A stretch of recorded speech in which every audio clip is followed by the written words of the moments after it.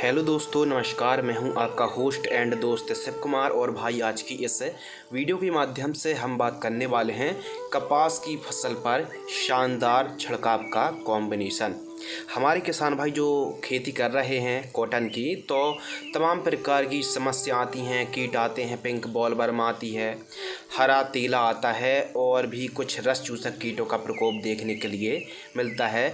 Bollworm काफ़ी ज़्यादा नुकसान पहुंचाती है। तो कुल मिला के कपास की फसल को प्रोटेक्शन करने के लिए कीटों से हमको कब कौन से शानदार छिड़काव लेने चाहिए जो कि सस्ते भी हों, हर किसान भाई अफोर्ड कर सके और एक प्रकार से लगभग उनके अच्छे रिज़ल्ट हों। तो ऐसे कॉम्बिनेशन हम इस वीडियो के माध्यम से बतलाने वाले हैं। तो चलिए शुरू करते हैं।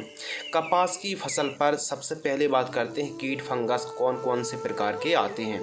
तो कपास की फसल पर जैसे थ्रिप्स आता है, एफिड, जैसिड, हरा तीला जो कि काफ़ी ज़्यादा नुकसान पहुंचाता है, सफ़ेद मक्खी यानी वाइट फ्लाई काफ़ी ज़्यादा हमारी कपास की क्रॉप्स को नुकसान पहुंचाती है, और साथ ही पिंक बॉलवर्म और वहीं फंगस पर leaf spot, powdery mildewed, downy mildewed और वहीं बीमारियों पर डिजीज़ पर विल्ट यानी ओकठा रोग काफ़ी ज़्यादा नुकसान पहुंचाता है।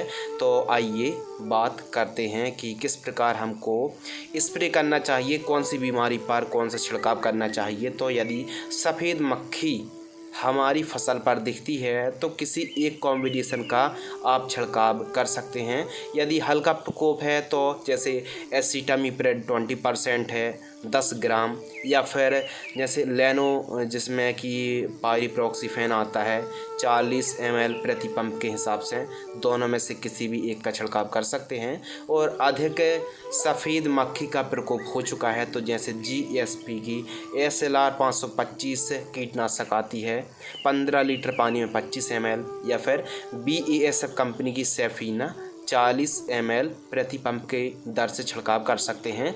और कपास की फसल पर सफ़ेद मक्खी सस्ते पर कंट्रोल हो जाए तो उसके लिए आप एलो ट्रैप को ज़रूर लगाइए। अगले कीट के ऊपर बात करते हैं हरा तीला, एफिड और जैसिड यदि दिख रहा है कपास की फसल पर तो आप फ्लोनिकामाइड 50% जो कि WG फॉर्म में आती है, जैसे UPL कंपनी की ऊलाला इंसेक्टिसाइड 5 ग्राम की दर से आप छिड़काव कर सकते हैं। और इसके साथ डाइफेंथ्यूरॉन 50% WP 25 ग्राम प्रति पंप की दर से आप यदि छिड़काव करते हैं तो आपको बढ़िया रिजल्ट प्राप्त होंगे। पिंक बॉलवर्म कपास की फसल पर यही वो कीट है जो कि सबसे ज़्यादा नुकसान और क्षति पहुंचाता है, उत्पादन को कम करता है।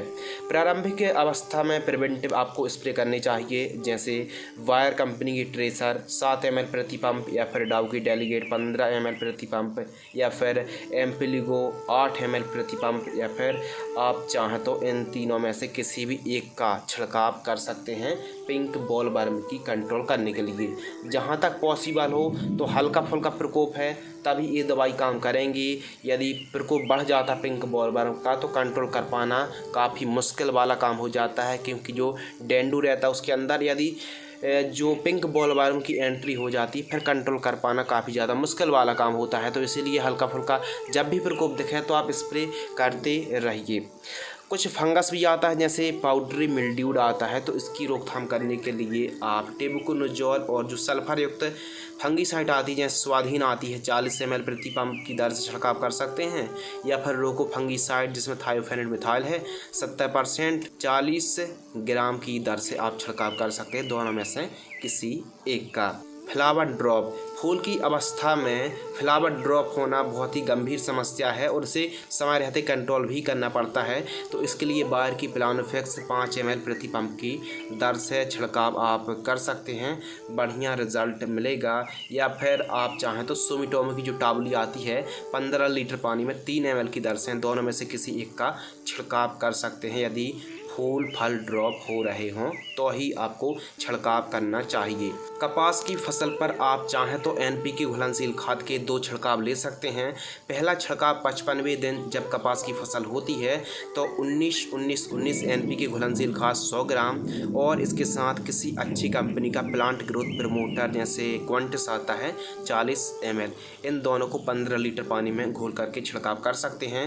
NPK का सेकंड स्प्रे 13-0-45 और जिब्रेलिक एसिड 13-0-45 100 ग्राम, जिब्रेलिक एसिड यानी होसी जो सुमिटोमो की आती है 25 ml, इन दोनों को आप मिक्स करके 70-80 दिन की फसल होती है तो आप छिड़काव कर दीजिए। ये तो बात हो गई कीट, इंसेक्ट, पेस्ट, फंगस, रोग, डिजीज, बीमारी के हिसाब से आप छिड़काव कर सकते हैं। अब बात करते हैं कब कौन सी दवाई का छिड़काव करना चाहिए, तो आइए समझते हैं। फर्स्ट स्प्रे 40 से 60 दिनों के मध्य जब कपास की फसल होती है तो सिंजेंटा कंपनी की पोलो इंसेक्टिसाइड यानी डाइफेंथ्यूरॉन 50% जो कि WP कीटनाशक है 25 ग्राम लेना है और इसके साथ किसी अच्छी कंपनी का एक plant growth promoter bio stimulant पोषक सुपर ले सकते हैं या फिर क्वांटिस। पोषक सुपर ले रहे हैं तो 25 ml, क्वांटिस ले रहे हैं तो 40 ml, दोनों में से किसी एक को ले लीजिए। स्टिकर में लाकर शाम टाइम आप छिड़काव कर दीजिए।